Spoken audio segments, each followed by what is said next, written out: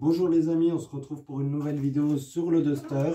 Donc pour ceux qui ont vu la vidéo précédente, on avait changé la vanne GR. Franchement, le nettoyage, ça valait le coup. Ceux qui n'ont pas vu la vidéo, vous pourrez aller la voir, je la mettrai dans la description. Et maintenant, on va s'attaquer à la courroie de distribution. Donc ne vous inquiétez pas, c'est normal que le moteur soit déjà allumé, car vous, la vidéo commence, mais nous, on a fait la vanne GR avant. Donc, comme on a purgé le circuit de refroidissement en faisant la vanne GR, c'est une étape que vous ne verrez pas non plus dans cette vidéo, mais dans celle de la vanne GR.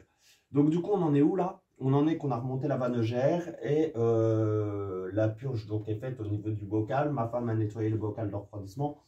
Et là maintenant, on va s'atteler directement sur le thermostat, puisque vu qu'on change la pompe à eau et la courroie, j'ai dit on va en profiter pour changer thermostat et sonde de température qui sont inclus ensemble. Alors pourquoi? Parce que tout simplement le Duster a énormément de mal à monter en température, il reste à 2 bars, il n'arrive pas à aller à la moitié à 4 bars. Donc je soupçonne que la sonde soit morte ou qu'il y a un problème ou que le Carlostar reste en position verte. Donc on va pas s'embêter, on va tout changer. Donc là on en est où? On a défait donc les durites. On a défait les durites calées au bocal. Donc ça c'est la petite durite qui va au bocal. Et vous avez la deuxième durite de bocal qui est ici. Donc là nous avons les deux durites. Et maintenant on va s'atteler à démonter tout ce qui est pris sur le thermostat. On va se faire de la place. Et je vous reprendrai quand on aura fait de la place pour pouvoir démonter le thermostat. Donc on va dégager cette durite là qu'on va mettre de côté.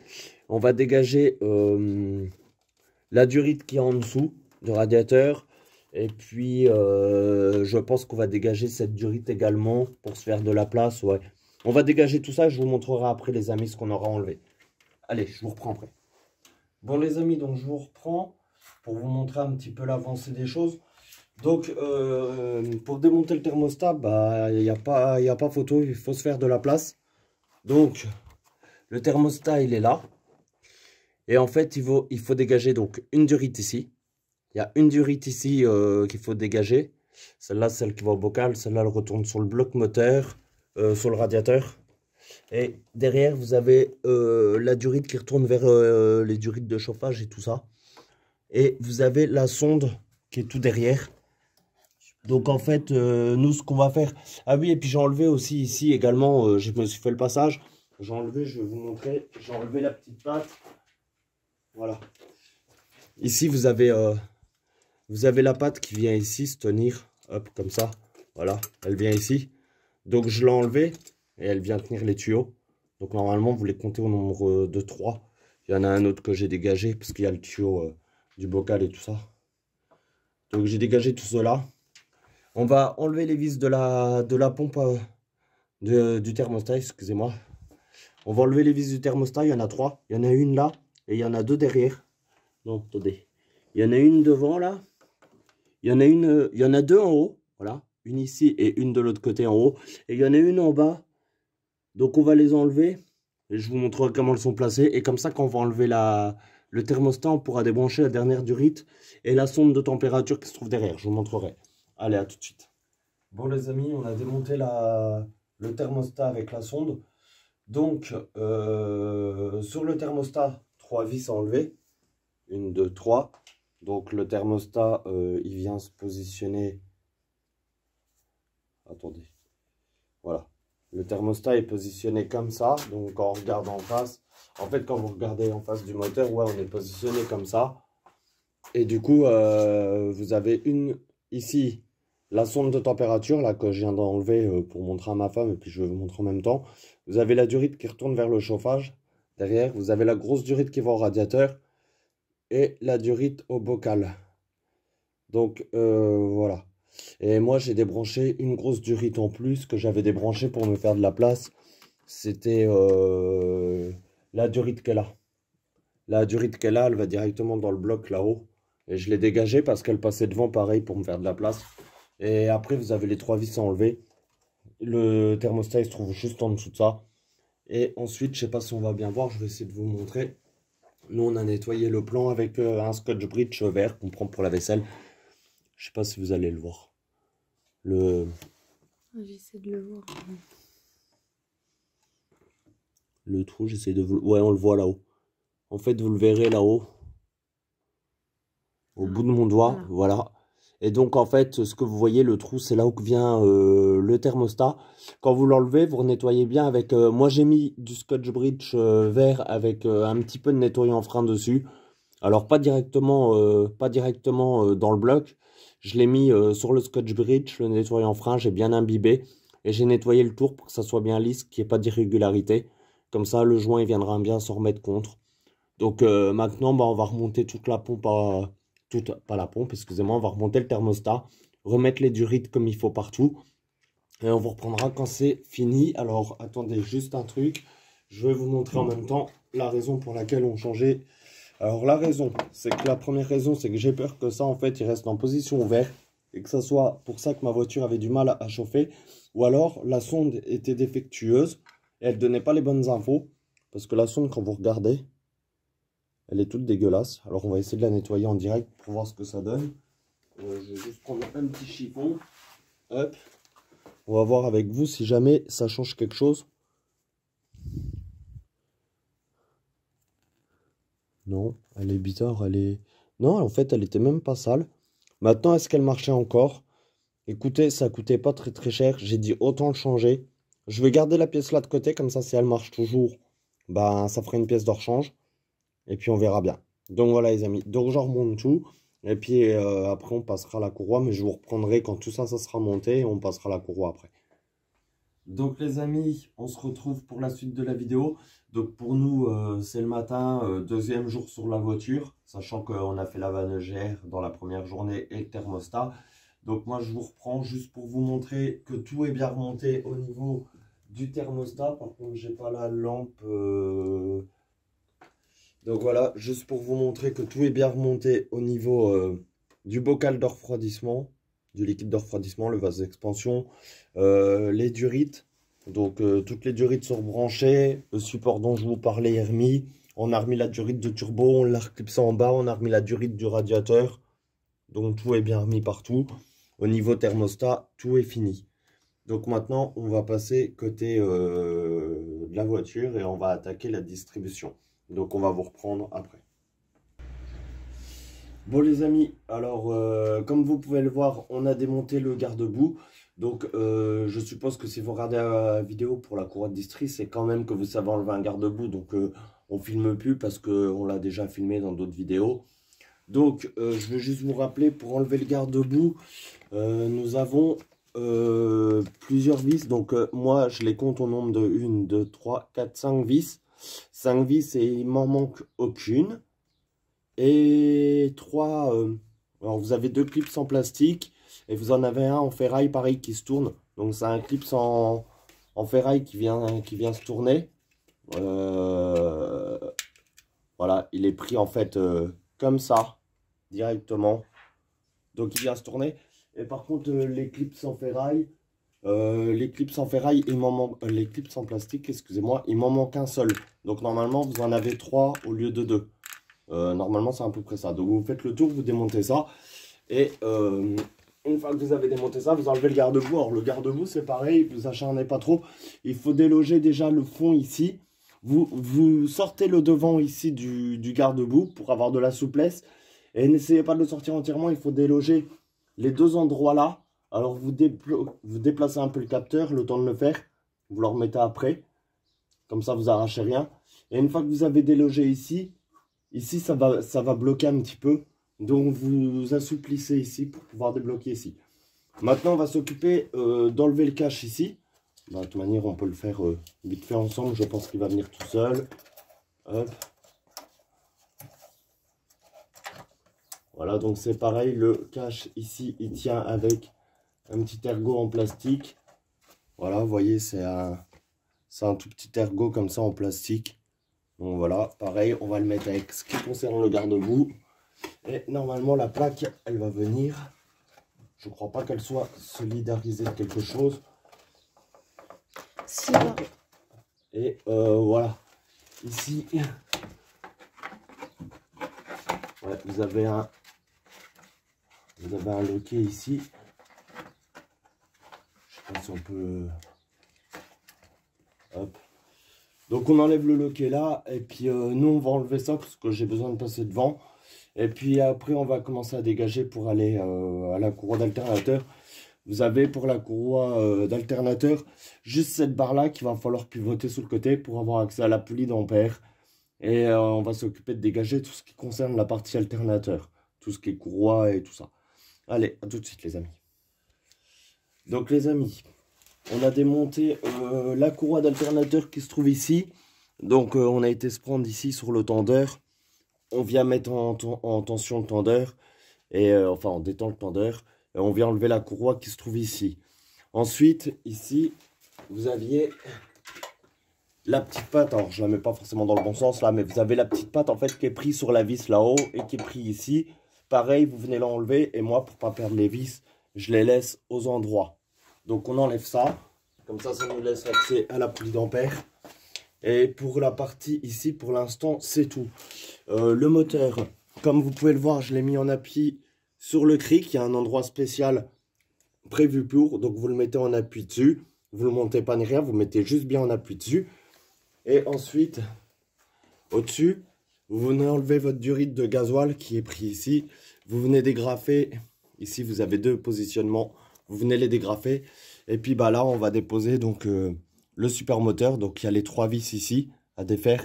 Et il y a les vis ici à défaire. Donc on va faire ça tout de suite. Donc voilà les amis. Donc on a enlevé le support moteur. Donc vous avez 3 vis qui sont pris sur le châssis ici. Et vous avez 4 vis qui sont pris au-dessus de la courroie. Donc en fait ça donne ça. Une fois que vous avez tout démonté, ça donne ça. Alors, moi, je m'embête pas.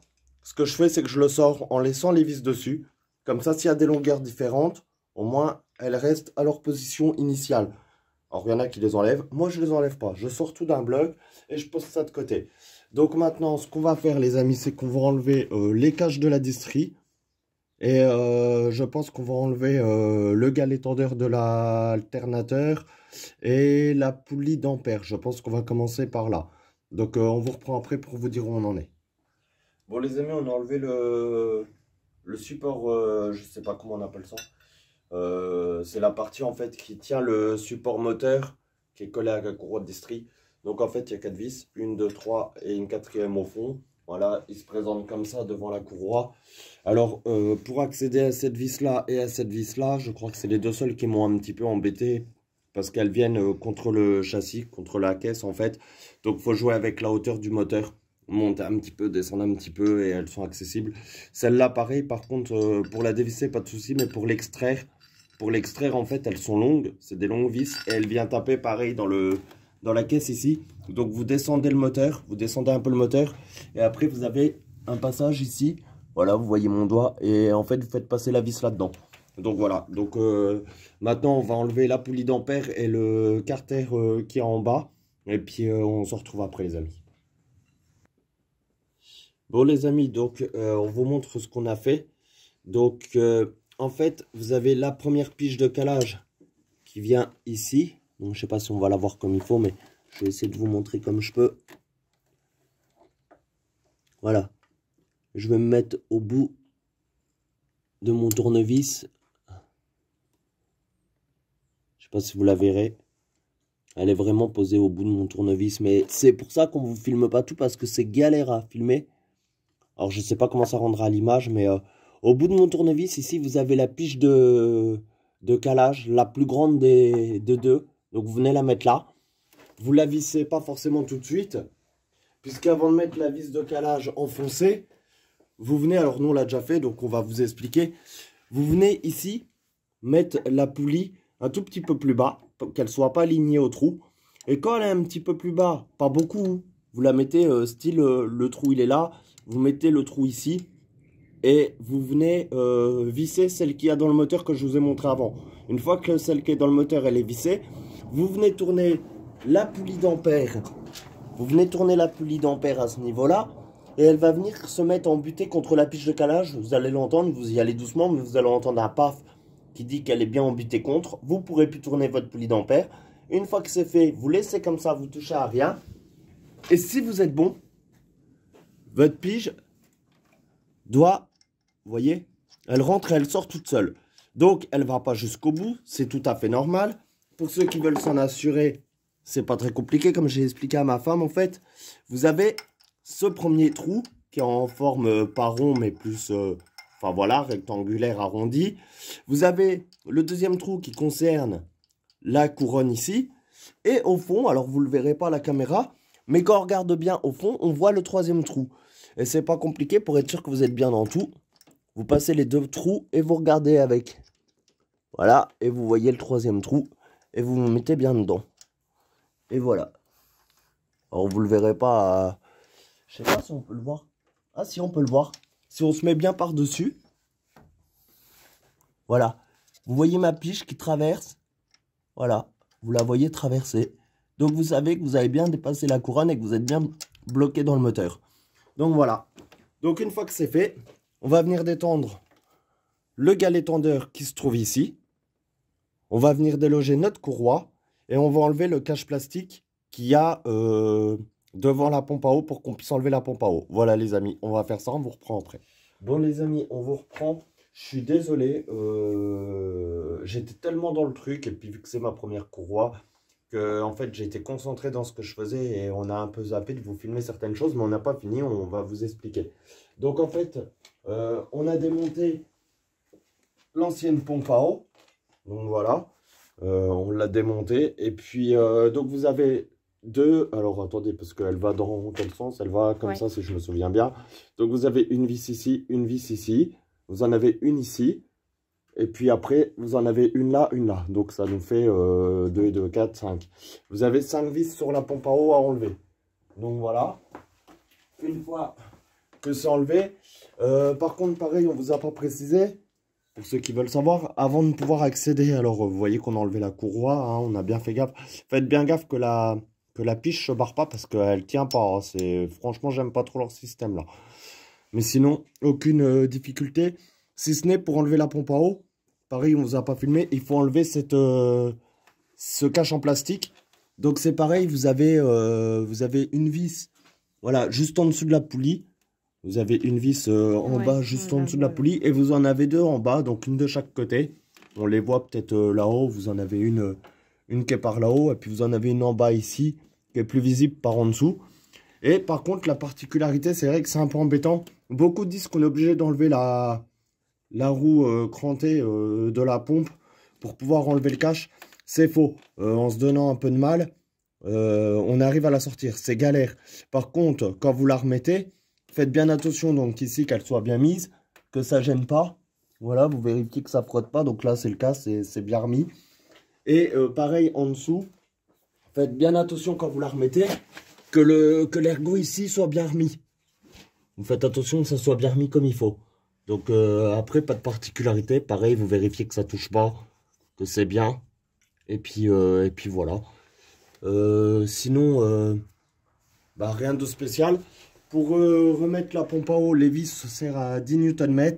Le cache, moi j'ai fait pareil. Alors, 10 Nm, j'ai toujours peur. Alors j'ai mis 11, hein, je vais être honnête. J'ai mis 11 Nm pour la pompe à eau et 11 Nm pour le cache. Donc maintenant, on va replacer le galet tendeur, si je ne me trompe pas. Donc vous avez un petit... donc le galet tendeur, il vient se mettre dans le trou de la vis, ici, là. Voilà. Et ici, sur le côté... Alors, je vais essayer de vous montrer. Voilà. Vous avez la vis qui est là. Je ne sais pas si on le verra bien, puisque ça fait du contre-jour avec ma lampe. Voilà. Juste en dessous de la poulie. Je vais me mettre comme ça. Hop. J'essaye de voir ce que vous voyez. Normalement, c'est bon. Voilà. Le trou que vous voyez là, c'est le trou de la... Voilà. Le trou que vous voyez là, c'est le trou dans lequel vient le galet tendeur. Et juste au-dessus, vous avez un petit rectangle, c'est le petit rectangle qu'il y a, c'est le logement qui vient, en fait votre galet tendeur il vient comme ça, et la petite patte là il faut bien la mettre dans le petit rectangle pour que ça se prenne en appui dedans. Donc voilà, et ça faut venir le resserrer à 27 Nm. Donc nous on va remettre le galet tendeur, je peux pas me permettre de filmer, c'est trop galère les amis, je vous explique au fur et à mesure. On va remettre le galet tendeur, on va remettre la courroie en place et on fera les tours pour voir ensemble. Allez, à tout à l'heure. Donc les amis, on vous reprend. Donc on a remis le galet tendeur, alors vous le vissez pas à fond, vous le mettez juste comme ça. Et vous débrouillez d'une manière ou d'une autre à mettre la courroie. Je ne vous cache pas qu'on en a chié. Alors voilà. Mais voyez ici, donc le trait bien aligné, pareil. Si vous regardez les marquages qu'il y avait déjà, et qu'on a vérifié bien sûr, qui étaient déjà... On voit pas bien avec la lampe. Ouais, donc il y avait des marquages rouges ici, donc ils sont bien restés alignés. Nous, on avait fait des marquages blancs ici. Donc c'est pareil, ils sont bien alignés. Voilà. Et on en avait fait également en bas. Enfin, tout est bien aligné partout. On a vérifié que la flèche du galet tendeur ici, je sais pas si vous la verrez. Je pense pas. Voilà. En fait, ici, vous avez la flèche du galet tendeur qui doit être vraiment entre les deux. Donc, elle est bien mise. Donc, voilà. Elle est bien entre les deux. D'ailleurs, je dirais même qu'elle est un peu trop vers le bas. Mais bon, on reverra ça après. On va déjà faire nos 2 tours moteurs. Donc là, on va dépiger. On va faire les 2 tours moteurs ensemble. J'ai rien touché avant. On a remis la poulie d'ampère juste en butée contre pour faire les 2 tours moteurs. Donc on va voir ce que ça va donner. Et puis voilà. Donc hop, on enlève la pige ensemble. Je vais aller enlever la pige en dessous. Donc les amis, bah écoutez, on est parti pour 2 tours moteurs. Moi je me demande si je vais pas en faire 4 honnêtement. Je sais pas trop. Je sais même pas comment on peut être sûr, mais on va faire ça je pense.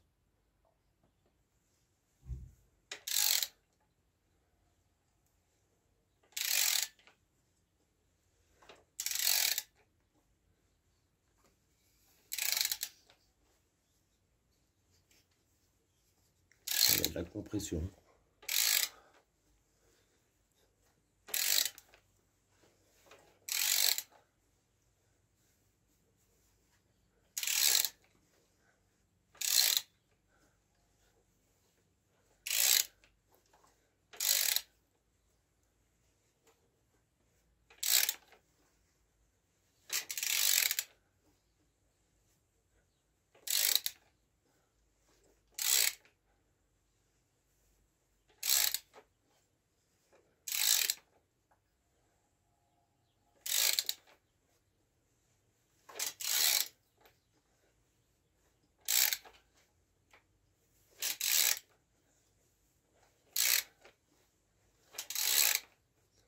Et normalement, vous voyez, si on revient là,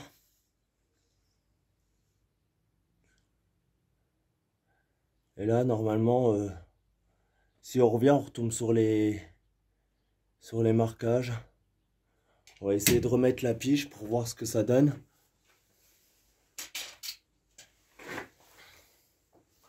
Donc là, on a remis la pige de calage. On va aller en butée. Voilà. Je sais pas si vous avez entendu. On va essayer de redécaler un peu. Alors attendez. Pas de beaucoup parce que j'aime pas ça. Écoutez bien. Voilà. Là, on est en butée. Hop. Maintenant, on remet notre pige dans la poulie d'arbre à cam. On est exactement pareil. Voilà, ça va bien au fond. Et on vérifie qu'on est bien au niveau du tendeur. On était bien serré à 27. Ça n'a pas bougé. Donc écoutez, pour ma part, il n'y a pas d'erreur. Et la courroie, elle est bien mise, elle se décale pas. Non, bah écoutez, pour moi c'est bon. Elle était déjà serrée en couple, 27 Nm. Donc je ne voulais pas la resserrer, je ne voulais pas y retoucher, tout était déjà serré au couple. Donc maintenant, il n'y a plus qu'à remettre le support moteur, à remonter les caches et c'est bon quoi. Donc voilà les amis, bah écoutez, on fera la conclusion après. Je vais tout remettre en état et puis la remettre sur son support moteur, comme ça au moins il tient et on voit après. Bon les amis, on a pratiquement fini. Donc on n'a pas mis très longtemps à terminer ce qu'il y avait à remonter. Avant de mettre le cache par bout, je voulais quand même vous montrer la poulie d'ampère qu'on a bien resserrée. Donc préconiser 20 Nm à la clé dynamo. Donc c'est ce qu'on a fait. Et après c'est un serrage angulaire à 120 degrés sur plusieurs revues techniques que j'ai regardées, c'est bien préconisé 20 Nm et 120 degrés. Donc on va vous montrer tout de suite. Hop, voilà. Donc on a bien serré à 20 Nm au début. Et après vous faites un marquage. Je ne sais pas si on le verra. Alors attendez, je vais essayer de changer de... Est-ce qu'on voit? Parce que vu que c'est du blanc. Attends, j'essaie de ramasser peut-être un peu. Si j'enlève. Je sais pas, vous le verrez peut-être mieux. Un peu mieux. En fait, vous avez un marquage blanc ici qu'on a fait au Tipex. Donc à la base, on était en haut. On était bien droit. Et en fait, vous en faites un sur la poulie à 120 degrés. Alors, en fait, la poulie peut tourner avec. Donc après, si ça tourne avec, vous rajoutez. Mais de toute manière, même si la poulie tourne, vous devrez toujours aller au point de la poulie. C'est pour ça qu'on ne le fait pas sur la vis là. Donc moi, je le fais sur la vis ici et ici. Et on a fait notre serrage angulaire à 120 degrés. Donc voilà. Donc on a remis la courroie d'alternateur. Voilà. Et puis là, maintenant, on va remettre le cache. On va remettre la petite barre de maintien qui va ici. Et puis, on se retrouvera, on va faire la purge en nous directement derrière et on vous expliquera comment on fait. Voilà, à tout de suite les amis. Bon les amis, on se retrouve pour la dernière partie et la conclusion. Donc, on a fini de faire la mise en eau et non pas la purge comme je vous l'ai dit avant. La purge, c'est quand on vide l'eau et la mise en eau, c'est quand on remet l'eau, bien sûr. Donc, pour faire la mise en eau du moteur, je vais vous donner un petit conseil, ça vous évitera d'être comme un con comme moi à attendre pendant 15 ans et d'avoir dévissé les vis de purge. Donc il y en a une au niveau du thermostat et une au niveau du chauffage. Donc je vous les avais déjà montré, donc je ne vais pas vous les remontrer, je vous les ai montrés tout à l'heure dans la vidéo. Vous en avez une sur le chauffage et puis vous en avez une sur le thermostat en dessous de la pièce là. Je ne sais plus comment c'est, la pompe à vide, je crois, si je ne me trompe pas. Si je me trompe, vous m'excuserez, je ne suis pas mécanicien professionnel. Donc, si, comme moi, vous attendez que vous enlevez vos vis de purge, que ce soit une seule ou les deux, vous enlevez les deux, vous avez rempli votre bocal et il n'y a rien qui se passe. Absolument rien. Je ne sais pas pourquoi sur cette voiture, c'est comme ça. Vous dévissez ici, de chaque côté du bocal de refroidissement, vous avez une vis ici. Une vis ici, c'est des petits écrous de 10, vous les dévissez. Vous dévissez, vous sortez votre bocal, et votre bocal, vous le mettez un peu plus en hauteur. Donc j'ai demandé de l'aide à ma femme, qu'elle me tienne le bocal un peu plus en hauteur. Et là, comme par hasard, mais je m'en suis douté parce qu'en fait, le bocal, il est à peu près au même niveau. Et avec la gravité, tout ça, bah, je me suis dit, il faut que le bocal, il soit plus haut. Donc en fait, on l'a démonté de là, on l'a levé un peu, et là, bizarrement, ça a marché. Donc vous remplissez bien votre bocal. Vous le levez et vous purgez. Vous purgez déjà la vis du thermostat. Une fois que ça sort en continu sans bulle d'air, vous refermez. Vous purgez au niveau de la vis de radiateur. Pareil, vous attendez qu'il n'y ait plus de bulle d'air. Vous refermez. On a remis bien sûr hein, tout ce qui est cache sur le côté. Je ne vais pas vous réexpliquer, la roue, tout ça. Quand vous faites votre purge, moi je préfère le faire à plat. Donc j'avais remis tout ce qu'il y avait à remettre. Les caches. N'oubliez pas de rebrancher bien sûr la prise du débitmètre. De leur serrer au niveau du collier, la prise de capteur de suralimentation, vous leur vissez aussi, et le conduit d'air qui va au filtre à air, et le bloc là pour le filtre à air. Donc vous remettez bien ça, tout est bon, vous ramorcez votre gasoil, puisqu'on aura débranché, quand on a enlevé le support moteur, on a débranché la durée de gasoil, donc n'oubliez pas de ramorcer au niveau de la poire d'amorçage, et puis c'est bon. Une fois que tout est bien purgé, que vous avez fini, vous allumez votre voiture et vous laissez tourner. Je vais vous montrer que la voiture tourne bien. Hop. Il y a une chaleur à crever là-dedans.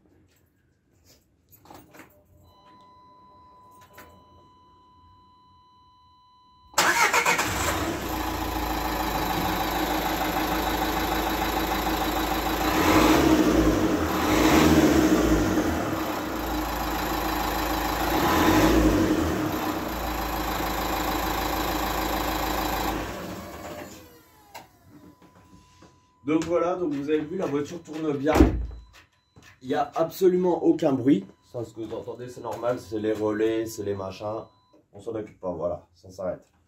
Donc, vous avez vu, la voiture tourne bien. Il n'y a pas de souci là-dessus. On l'a laissé alors. Petite chose, j'ai regardé dans les documentations, que ce soit dans la RTA ou d'autres infos que je peux avoir ailleurs. Partout, ils disent de laisser la voiture chauffer. Jusque-là, pas de souci, on est d'accord. Et d'attendre que le motoventilateur se mette en route. Et après, attendre 20 minutes que le moteur refroidisse et de remettre l'eau pour refaire le niveau. Ok, pas de souci. J'ai laissé la voiture, vous pouvez demander à ma femme. Hein, vous pouvez demander dans les commentaires si je mens. J'ai laissé tourner la voiture pendant combien de temps? Une heure et demie? Ouais, ça fait plus d'une heure qu'elle tourne. Ouais, ça fait plus d'une heure qu'elle tourne. Qu'on est dans un garage, on n'est pas dehors. Et que régulièrement, je mettais des coups d'accélérateur. Alors, j'essayais de rester par moment constant à 1500 tours, comme ils le préconisent dans la RTA, et de monter régulièrement quand même vers les 3000, 4000 tours. Alors, je mettais à 1500, je montais progressivement à 3000, 3500 tours. Après, j'ai pas forcément été beaucoup plus haut. Et je restais en constant à 3500. Et je redescendais, j'attendais 2-3 minutes. Et je refaisais pareil, je remontais à 3500 et je redescendais. Et c'est ce que je disais, c'est que nous, à la base, on a changé la sonde de température et le thermostat parce que cette voiture a beaucoup de mal, à monter en température. Et on a regardé, pour passer de 0 bar à 2 bars, on a mis une demi-heure. Et pour passer de 2 bars à 4 bars, on a mis une demi-heure. Donc pour avoir les 4 bars, c'est-à-dire je crois que ça fait 90 degrés, pour avoir les 4 bars sur le Duster, on a mis 1 heure. Au bout d'une heure, on a continué un peu, puisque pour nous, on était à la moitié, on était à donc 90 degrés. On a attendu un peu. Alors, j'aime pas leur système de barre, je préfère les anciens systèmes où on voyait avec l'aiguille montée, on savait qu'on était à 60, 70, 90 degrés. Là, on ne sait pas, c'est un système de barre, on ne sait pas du tout. Donc, on était à la moitié. Pour moi, j'en déduis qu'on est à 90 degrés quand on est à la moitié sur une voiture, au niveau de la température de l'eau. Donc, arrivé à la moitié, on a dit on va attendre un peu, on va continuer à faire chauffer, tout ça, pour que le motoventilateur se déclenche. Je précise que le motoventilateur, la voiture, on l'a eu pendant les périodes où il faisait chaud, il marche. On est persuadé qu'il marche très bien, on l'a entendu très peu de fois, mais on l'a déjà entendu. Mais il fallait qu'il fasse 35 degrés dehors, quoi. Et là, en fait, on a attendu. Bref, le motoventilateur ne s'est jamais déclenché, mais jamais déclenché. Par contre, on a remarqué que le liquide de refroidissement, vous pouvez le constater ici, il a descendu. On n'est plus au max. Moi, quand j'ai fait la purge, le remplissage tout à l'heure, on s'est bien mis un tout petit peu au-dessus du max. Là, on est redescendu presque à la moitié. Donc, on estime que le thermostat s'est bien ouvert, que ça a fait son job. Et on remplira, bien sûr, il n'y a pas de fuite. J'y ai pensé aussi, je me suis dit peut-être une durite qui est mal mise. J'ai tout vérifié, il n'y a pas de fuite. De toute manière, il y aurait une fuite, ça continuera à descendre. Il n'y a de fuite nulle part, ni à la pompe à eau, ni sur les durites. Tout est bien remis. Donc, je pense qu'effectivement, ça a bien fait son job. Maintenant, le thermostat s'ouvre à 83 degrés. Est-ce que le motoventilateur n'est pas programmé pour se déclencher à 100 degrés, par exemple? Peut-être que c'est le cas. Et si c'est le cas, vu que le thermostat fait son job et que le circuit d'eau s'est bien fait, bah le thermostat, s'il fait son job et que l'eau elle circule bien et que ça refroidit le moteur, on peut toujours attendre pour que le motoventilateur se mette en route. Il ne se mettra pas en route. Donc moi je pars du principe là, à partir du moment où le liquide de refroidissement est bien descendu, c'est que le système il marche bien. Maintenant, on va laisser refroidir parce que c'était quand même bien chaud. Quoique, je suis presque sûr que je peux l'ouvrir. Allez. Eh ben, vous voyez, c'était encore sous pression quand même. C'est remonté, pour le coup. On va réessayer un petit coup. Voilà, comme ça je le fais devant vous. Faites attention les amis si vous le faites, parce que... Voilà. Donc, comme quoi, la voiture, vous pouvez venir voir. Du coup, le liquide de refroidissement, il est remonté un petit peu quand même. Mais il était descendu, mais il est remonté un peu. Du coup, je vais en remettre devant vous. Et puis nous, ce qu'on va faire, je vais vous expliquer. On va remonter le liquide de refroidissement au max. Alors, excusez-moi 2 secondes.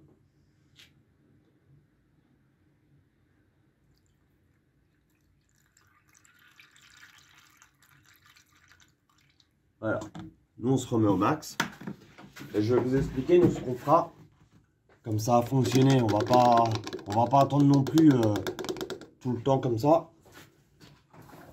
Et nous, ce qu'on va faire, c'est qu'on va mettre le bidon de liquide de refroidissement, vu que j'en avais acheté 2. J'en ai même pas utilisé un. De toute manière, ils préconisent 4,5 litres de liquide de refroidissement, je crois, dans le moteur là. 4,5 litres. Donc effectivement, ça correspond...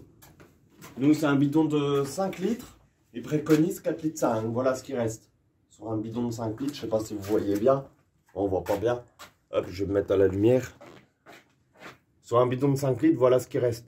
Donc, 5 litres, ils préconisent 5 litres, 4 litres 5, je crois, dans le moteur. Donc, c'est cohérent, tout est cohérent. Donc, on referme bien. Nous, on s'arrête là pour aujourd'hui. On va arrêter là pour la vidéo. Et on va mettre un bidon de liquide de refroidissement. Il m'en reste un neuf. Je vais mettre le neuf dans le coffre. Et puis, quand on ira rouler, on vérifiera dans les premiers jours, on vérifiera le niveau, s'il bouge ou pas. Et puis, on essaiera de faire déclencher le ventilateur et de refaire la pointe s'il faut. Je vous conseille de faire pareil si jamais vous galérez à faire ce que j'ai essayé de faire là. Vous mettez un bidon dans le coffre et voilà. En tout cas, je ne vous cache pas que je suis fier de moi. C'était ma première courroie de distribution. J'avoue que franchement, je pense que c'est une des plus simples à faire. Je pense que sur le 1,5 litre DCI, la courroie n'est pas compliquée à faire. Petite chose aussi, juste si jamais vous voulez remonter votre poulie d'ampère, je crois que j'en ai pas parlé tout à l'heure, je sais plus. Quand vous remontez votre poulie d'ampère, ils vous disent d'aller bloquer le volant moteur.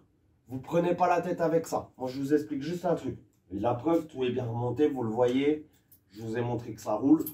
Vous le verrez par la suite, la voiture sera toujours là. Vous prenez pas la tête à essayer de bloquer le volant moteur, c'est inaccessible. Sur cette voiture, donc c'est 1,5 litre diesel en 107 chevaux. C'est le Duster 1,5 litre D en 107 chevaux exactement, moteur K9K 896. Voilà, comme ça vous savez tout. Et la courroie, c'est une 123 dents les gars. Parce qu'il y en a, ils se trompent et ils prennent la courroie en 119 dents. C'est une courroie de distri en 123 dents pour le moteur 1,5 litre diesel DCI 107 chevaux. Année 2010-2011. Voilà, comme ça vous avez toutes les refs. Je voulais vous dire, pour la poulie d'ampère, vous ne faites pas chier à essayer de bloquer le volant moteur. Après, si vous voulez, vous faites comme ça, mais franchement, c'est une galère. Vous mettez la roue, les roues au sol, bien sûr, du côté conducteur, puisque côté passager, on est sur la courroie. Vous mettez quelqu'un en volant, 5e, frein. Vous mettez les freins à fond, quelqu'un qui appuie sur la pédale de frein à fond, la 5e. Et ici, vous serrez au maximum que vous pouvez. Première passe, 20 Nm, excusez-moi. Et après, vous marquez votre serrage angulaire, comme je vous ai expliqué tout à l'heure. À peu près 120 degrés, voilà. Hop. Après, à peu près, soyez précis parce que serrage angulaire, c'est pour être plus précis que le serrage au couple. 120 degrés. Vous faites vos marquages sur la poulie. Vous serrez au maximum que vous pouvez à la main. Quand vous ne pouvez plus, moi, j'ai pas beaucoup de force, voilà. J'ai des problèmes de dos, j'arrive plus. J'ai serré au maximum que je pouvais et en serrage angulaire, j'ai réussi à faire un 90 degrés. Il me manquait les 30 degrés de différence. 90 plus 30, 120 degrés. Donc, pour aller de 90 à 120, je ne me suis pas pris la tête. J'ai dit à ma femme, tu restes appuyé sur le frein à fond. J'ai bloqué l'étrier, le disque de frein entre l'étrier avec un petit burin. Et j'ai pris ma péteuse et j'ai serré tout doucement. Alors je me suis mis en 3e vitesse parce qu'il faut de la force. Mais j'ai serré au coup par coup. Et j'ai regardé et je suis monté à 120 degrés sans problème. Donc voilà. Il n'y a rien de plus les gars. Donc sur ce, n'hésitez pas à vous abonner. À lâcher un maximum de likes pour la vidéo là. Si vous n'avez pas vu la vidéo de la vanne EGR qu'on a fait juste avant la courroie de distri, vous pouvez aller la voir. Parce que je rappelle que dans cette vidéo, vous avez vu la courroie de distri, mais qu'avant, on a mis en ligne une vidéo qui concernait le même jour, où on a fait la vanne EGR, et voilà quoi, on a décrassé la vanne EGR. Donc n'hésitez pas à vous abonner, à liker un maximum cette vidéo, et on a encore 2-3 achats à faire. Il faut absolument qu'on trouve un support moteur, donc pour mettre les moteurs dessus et une chèvre. Et après, on va faire un gros projet ensemble les amis, donc j'en avais pas parlé avant. Mais rappelez-vous, il y a la Xara. La Xara est toujours là. Et la Xara, je veux absolument qu'on arrive à sortir le moteur et qu'on fasse ce qu'on peut faire dessus. Donc voilà les amis, maintenant vous savez, un gros projet qui est prévu sur la chaîne, mais il me faut encore du matériel, il me faut une chèvre, il me faut le support moteur. J'ai continué à m'équiper, je ne vous ai pas montré, mais j'ai pas arrêté d'acheter un peu d'équipement, voilà, un petit peu dès que je peux. Donc si vous voulez participer, je mets mon lien PayPal sur certaines vidéos. Ou alors il est carrément sur ma chaîne au début, sur l'accueil de ma chaîne, il y a mon lien PayPal. Puis voilà, moi j'ai pas eu de sponsor, j'aimerais bien, hein, si quelqu'un veut me sponsoriser. Je vois que Vevor sponsorise de temps en temps, il y a mon outillage, enfin voilà, moi je suis preneur. S'il y en a un qui veut me faire essayer un produit, qui veut m'offrir un produit et que je lui fasse un peu de pub, il n'y a pas de souci. Donc moi j'ai besoin d'un support moteur et d'une chaîne, voilà, c'est ce qui me manque. Allez, sur ce les amis, à plus tard et puis bon courage si vous devez faire votre courroie de district. Salut.